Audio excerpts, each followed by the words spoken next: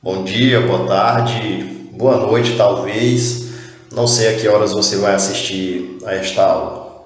Mas enfim, vamos falar sobre o impressionismo.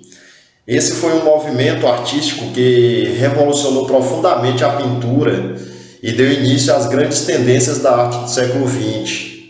Os artistas, eles procuraram, a partir da observação direta do efeito da luz solar sobre as coisas, registrar as constantes alterações que essa luz provoca nas cores da natureza. Então, pessoal, no século XIX, a capital mundial da arte é a cidade de Paris, assim como Florença foi anteriormente. Então surgem dois artistas que defendem uma nova maneira de pintar. São eles Edouard Manet e Claude Monet, sendo que o primeiro pertenceu ao realismo, fez trabalhos marcantes no estilo artístico realista, porém com o tempo ele migrou para o impressionismo.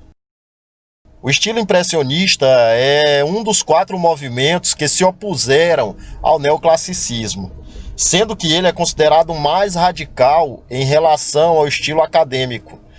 Isso porque os pintores impressionistas estavam mais preocupados com a maneira de pintar do que o que seria pintado. Assim, uma das ideias básicas desses pintores era registrar um instante. Exemplo disso são as pinturas de Monet, intituladas como Catedral de Rouen. Na verdade, ele, em momentos diferentes do dia e em dias diferentes, ele faz a pintura da fachada da Catedral de Rouen. Então nós vamos ter colorações diferentes, exatamente para que o pintor impressionista possa mostrar para o público que a percepção que se tem de um mesmo objeto depende da incidência dos raios solares. Sendo assim, para os impressionistas, a natureza deveria ser pintada pela observação da mesma e não dentro de um ateliê. E ainda diziam os impressionistas, abre aspas para eles, é melhor confiar nos nossos olhos do que nas regras da academia. Bom, diferentemente dos artistas neoclássicos, românticos, realistas, que tinham para fazer as suas obras todo um embasamento social, cultural, filosófico, os artistas impressionistas, eles não tinham nenhuma teoria que orientasse a sua criação. Na verdade, havia apenas algumas considerações gerais, muito mais práticas que teóricas. Isto porque os impressionistas, eles trabalhavam a pintura pela pintura. Eles estavam preocupados apenas com a técnica. Então essas considerações podem ser resumidas da seguinte forma. Primeiro, a pintura deveria registrar as tonalidades que os objetos adquirem ao refletir a luz solar num determinado momento. Segundo, as figuras não devem ter contornos nítidos, porque a linha é apenas uma abstração do ser humano para representar imagens. Daí, eu sugiro vocês lembrarem que lá no primeiro ano nós estudamos que a linha, como elemento compositivo da linguagem visual, é um dos elementos mais utilizados para fazer desenhos, porém, dificilmente nós a encontramos de fato na natureza. Por exemplo, se fôssemos desenhar o caule de uma árvore, nós iríamos fazer na representação do desenho 2 linhas na vertical, para delimitar os espaços do caule dessa árvore. Porém, essas linhas de fato não existem. Terceiro, as sombras devem ser luminosas e coloridas, e não escuras ou pretas, o que foi muito utilizado principalmente pelos movimentos do barroco e também do romantismo.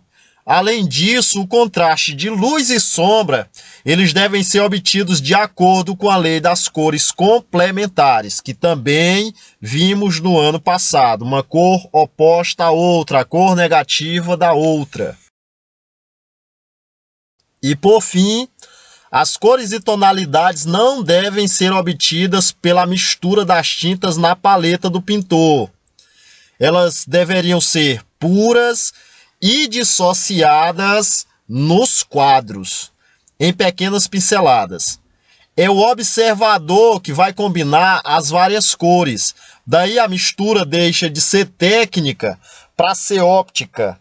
Então era comum que uma pessoa, ao olhar um quadro impressionista pela primeira vez, ao olhar de perto, o quadro parecia que era apenas manchas. Mas se afastando um pouco, a pessoa se afastando um pouco, percebia-se, a pessoa ia perceber a imagem. Então, pessoal, a ideia dos impressionistas era mais ou menos o que nós entendemos hoje como pixels de uma imagem. Então, à medida que você pega uma imagem, você aumenta ela, percebe-se que ela é feita por um monte de pontinhos coloridos.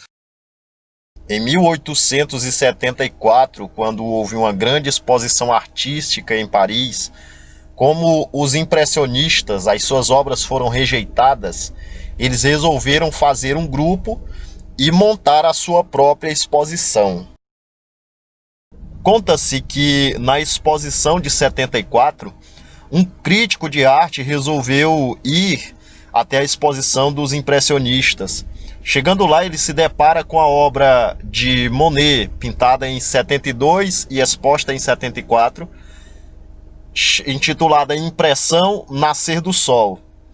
E quando aquele crítico olha a obra, com desdém, ele chama o grupo de impressionistas. Então o nome impressionistas foi atribuído a esse grupo de forma desdenhosa, porque diziam eles, os críticos de arte, que aquele grupo tinha a impressão que pintar um momento era arte. Para se ter noção da perseguição que ocorreu em relação às obras impressionistas, eu separei o trecho de uma revista humorística, veja bem, que foi publicada em 1876, que dizia o seguinte, abre aspas, a rua Le Pelletier é uma sucessão de desastres. Após o incêndio na ópera, temos agora uma outra catástrofe. Acaba de ser lançada uma exposição na Durand Ruel, que supostamente contém pinturas. Entro e meus olhos horrorizados são assombrados por uma visão terrível. 5 ou 6 lunáticos, entre eles uma mulher, reuniram-se para expor suas obras. Vi gente chorando de rir diante das telas, mas meu coração verteu sangue quando as vi. Esses pretensos artistas auto-intitulam-se revolucionários impressionistas. Pegam um pedaço de tela, tinta e pincel, besuntam-na com manchas aleatórias e assinam seu nome. É uma ilusão, como se internos de um hospício pegassem algumas pedras na rua e julgassem ter encontrado diamantes. Fecha aspas. E os impressionistas, que estavam pouco se lixando para a crítica, os deixavam mais loucos ainda, porque eles pintavam qualquer coisa e qualquer lugar. Os pintores impressionistas tiveram uma atuação marcante durante cerca de 10 anos, onde no meio deles algumas mulheres pintoras se sobressaíram. Porém, 4 pintores se destacaram. São eles Monet, Renoir, Degas e Seurat.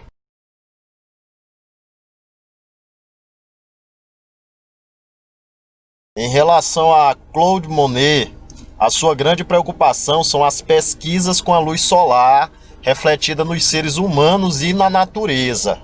Ele entusiasmou-se pela pintura ao ar livre e, por conta de tudo que já falamos anteriormente e pela sua atuação marcante dentro do grupo dos impressionistas, ele é considerado o chefe dos impressionistas.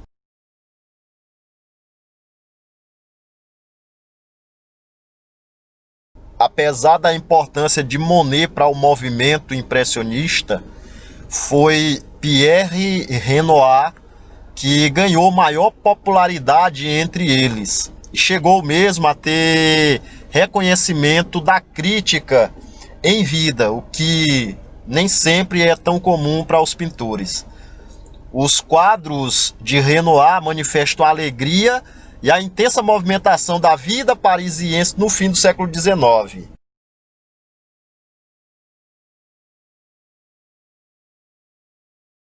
Quanto a Edgar Degas, que foi tanto pintor quanto fotógrafo, apesar de ter feito parte do grupo dos impressionistas, ele vai ter uma posição muito pessoal.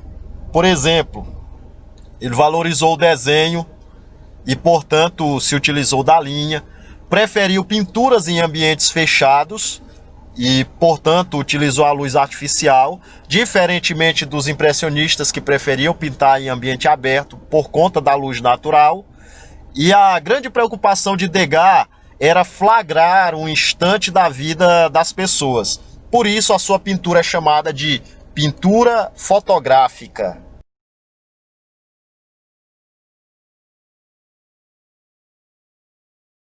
Por fim, Georges Seurat vai ter uma atuação marcante dentro do impressionismo, porque ele vai criar uma espécie de ramificação dentro do movimento impressionista, que nós vamos chamar de pontilhismo, e também é conhecido como divisionismo, que basicamente se trata de reduzir as pinceladas a pequenos pontinhos. Então lembra daquela ideia de pixels que nós falamos?